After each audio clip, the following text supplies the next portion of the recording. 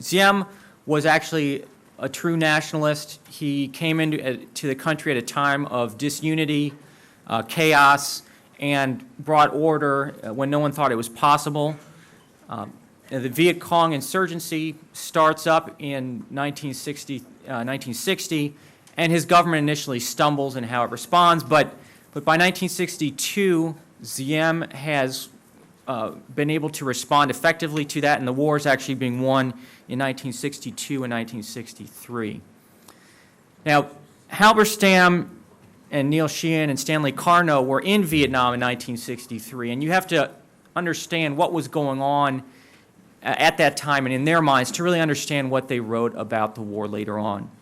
Now, at that time in 1963, they were very critical of President Diem because they believed he was being too harsh and cracking down on Buddhist dissidents within the country. Turns out that their criticisms were largely mistaken. We now know that, in fact, the communists were using a lot of these Buddhists as their secret agents. And we know that these journalists received some of their information from other communist agents who were planted to spread misinformation. Now, the American press, through a lot of their false reporting, convinced the American ambassador to Vietnam at that time, Henry Cabot Lodge, as well as a group of South Vietnamese generals, that it was time to overthrow the Diem government, and that if they did so, then things would get much better. And as a result of that, there is a coup on November 1st of 1963, and South Vietnam's president is overthrown and then assassinated by the South Vietnamese leaders. But in the wake of that, rather than getting better, the war actually gets a lot worse. The new leaders are ineffective. They try to rule by committee, which doesn't work very well. They purge many of the leaders of the government, which leads to a collapse of the government's counterinsurgency efforts. And now that this happens, the journalists suddenly in the position of taking the blame for having promoted this coup, which proves to be a big disaster.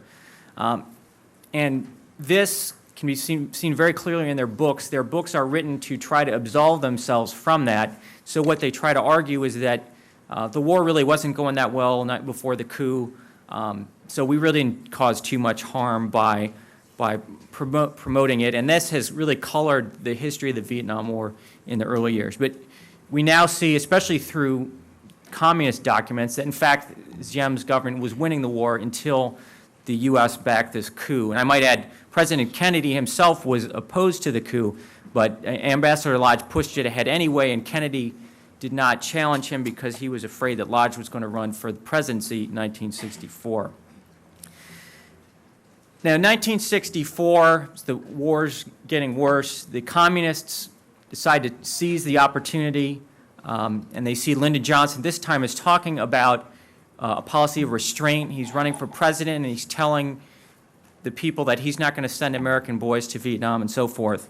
And so the Vietnamese communists in late 64 decide to send entire North Vietnamese Army division into South Vietnam, and they're hoping they're going to win the war quickly before the U.S. can really get their act together. This division goes on the offensive in early 1965.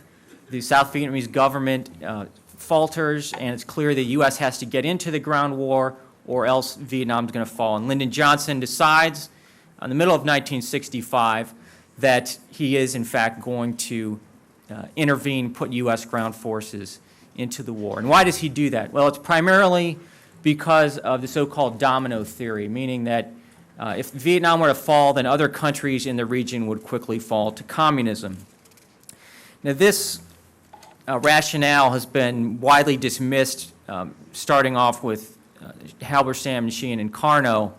And their main argument is that when the war ultimately ends in 1975, you don't see most of the other countries falling. I mean, there are a few that fall, but most of them don't fall, so they argue, well, see, there was really never any threat of these dominoes falling.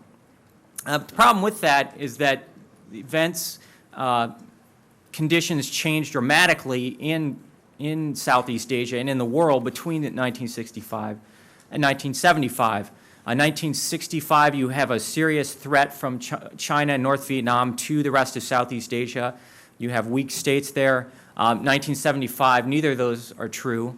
1965, Indonesia, which is the most important country in the region, is pro-Chinese, pro-communist.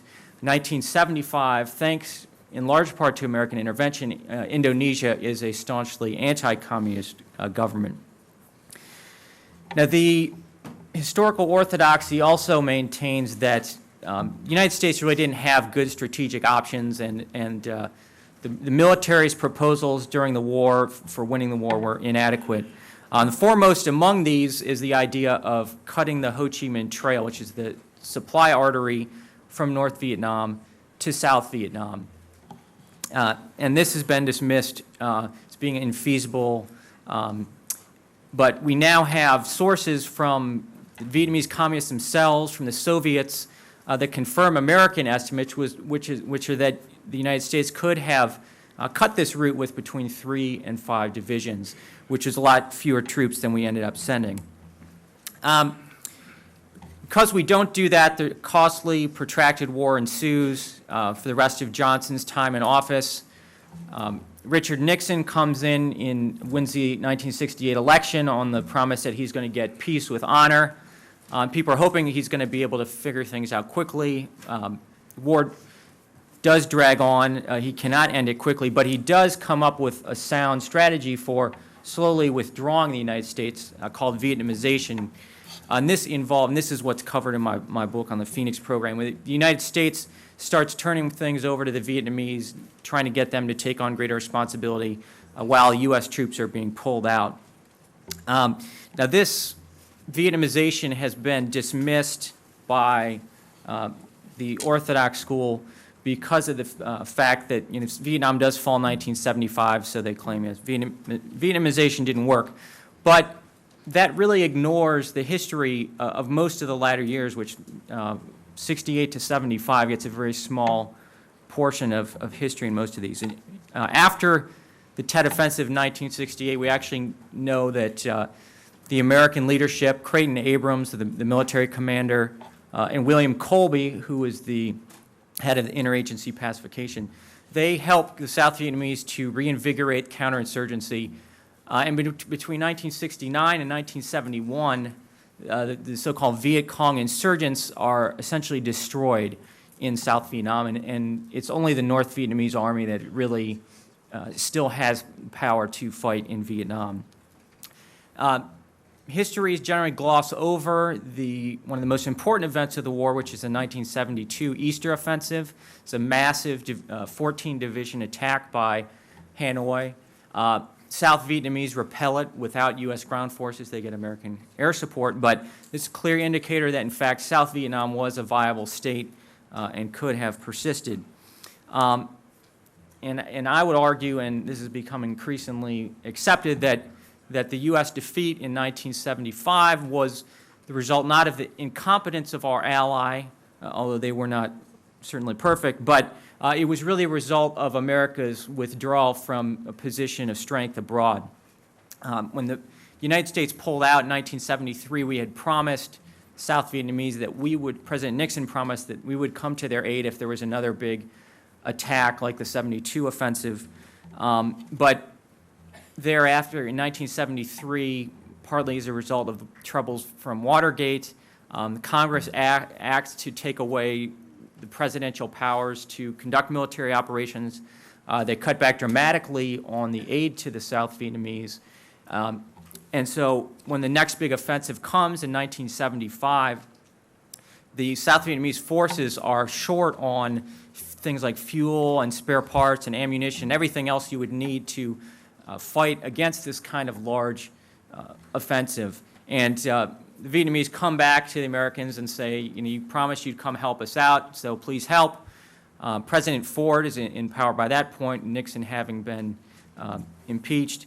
And Ford, there's been legislation passed that limits what he can do. He can't do anything except request some emergency aid for South Vietnam, and the Congress rejects that request. And therefore, South Vietnam will fall on April 30th of 1974.